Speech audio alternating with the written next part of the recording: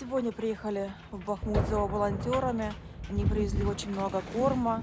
Вот сейчас покормят в одном из подъездов брошенных котов. Мы насчитали здесь 17 голов животных. Вы видите, как волонтер кормит животных, насыпает еды.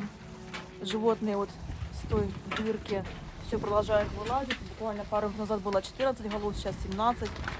Некоторых животных волонтеры в переносках заберут с собой в Изюм, а дальше в Киев и найдут там им новых хозяев.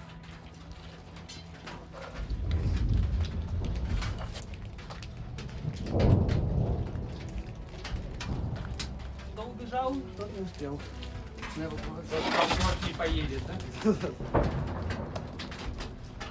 Они это сложный выбор на самом деле, потому что по-хорошему выигрывать надо всех, но на всех ресурсов не всегда хватает. Все не влезут. Если не влезут, да? На всех вместе не выстачить.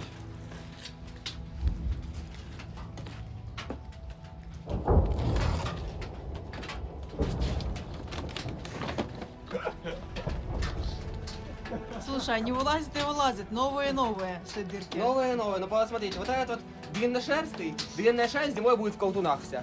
То есть длинношерстые на улице вообще не особо выживают. Все это волонтеры делают под нестихающие обстрелы. Сегодня Бахмут – самая горячая точка на карте Украины. Россияне стянули все свои силы и ресурсы для захвата этого города. 80% инфраструктуры населенного пункта уже уничтожено. Но армию РФ это не останавливает, как и 100 тысяч погибших своих же солдат.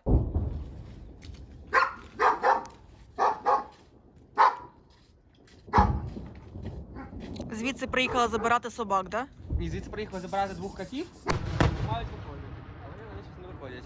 Пока волонтеры искали 2 котов, покормили и пса на привязи возле дома. Раз собаку кормят, оставим ей корм. Видимо, собаку, кто кормит, люди тут где-то бывают. Голодный. Голодный. Может его забрать, я не знаю даже. Непонятно.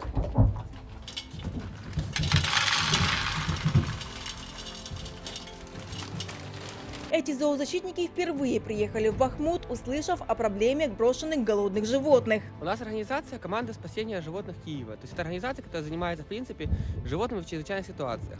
Основной профиль изначально создавалась организация – это спасение непосредственно конкретных животных, то есть кот упал в колодец, залез на дерево, там, не может выбраться из какой-то ситуации. Эвакуацией животных я в первый раз занимаюсь, то есть это не совсем была профильная деятельность раньше, но просто зоозащитники сюда не все готовы ехать за животными. Сейчас животных, которых мы эвакуируем, мы договорились, какие приюты могут взять, какие люди могут взять.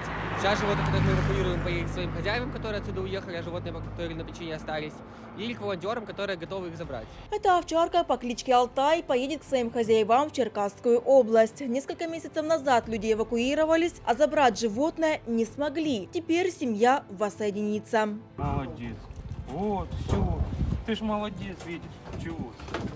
На, еще тебе, успокойся. Сегодня десятки домов в Бахмуте имеют вот такой вид. Это пятиэтажка. Целый пролет жилого дома сложился. Скорее всего, от авиаудара.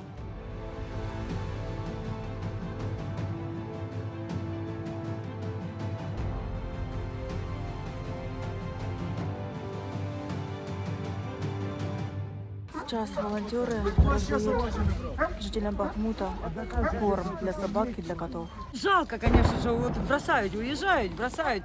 Но она прибилась, а мы их любим все равно. А много вот таких брошенных животных сейчас в городе?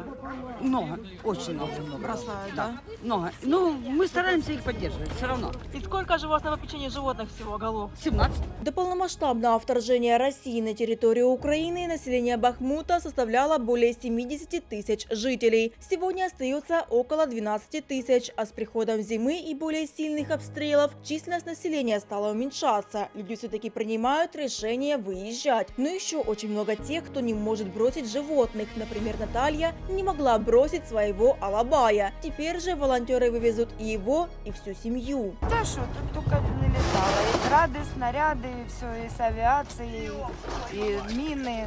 Все подряд летает. Ни окон у людей, ни домов, ничего. Окна это уже не считается. Это уже, Главное, чтобы целые стены были, но уже по Горбатова и стен нету. У меня сын на той территории там подкинул. уже с апреля без мамы. А я ж тут с мамой, с дочкой. А мама пенсионер, инвалид. Ну, в общем, пока сидели на златом чахли. Уже решили прекратить чахнуть на златом, да? Все, наверное, надо ехать. Ну что, собачку забирать тогда. Всего за 3 дня работы в Бахмуте зоозащитники смогли эвакуировать более 500 животных. Теперь они получили возможность жить в комфорте и сытости с любящими хозяевами.